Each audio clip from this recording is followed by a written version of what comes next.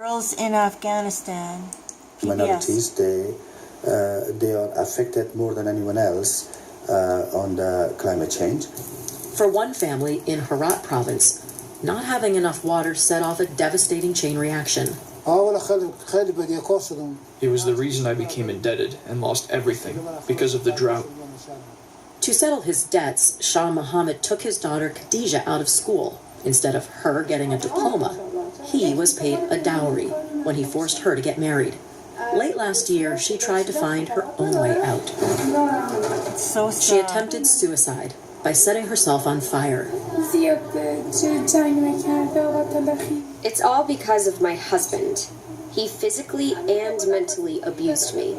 Without my knowledge, they married me to that man. When Afghan people are broke, they sell their daughters. I'm not dead. I'm not alive. It's impossible to know what Khadija's life would be like if she'd been able to stay in school. But there is increasing evidence that when girls are educated, their communities are stronger, safer, and more resilient. In a recent study of 162 countries, the Brookings Institution reports that for every additional year of schooling a girl receives, her country is better prepared for and better able to recover from climate disasters like droughts and floods.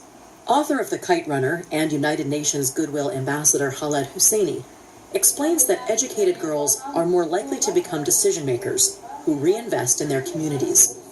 There's a saying that when you educate a boy, you educate an individual, but if you educate a girl, you educate an entire community and change the culture. Amen. For Hafizullah, even when drought is responsible for another bad harvest, he's got a secret weapon other farmers don't. 2 daughters who are educated.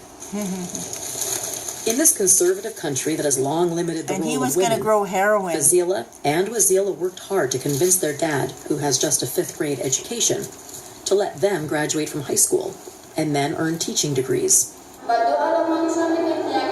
Now, they are both making a living as elementary school teachers.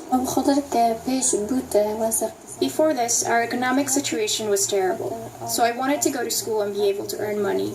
I know that with my salary, I can provide for myself and my family. I'm really happy to be earning an income. Together, the sisters are earning about $4,000 a year. That's the same amount their father used to make off the farm before the drought.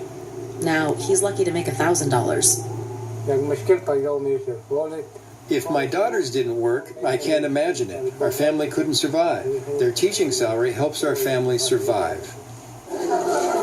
At the girls' school where Wazila and Fazila teach, there are nearly 700 students whose whole lives have been defined by drought and everything it's linked to, the poverty, the drugs, the war.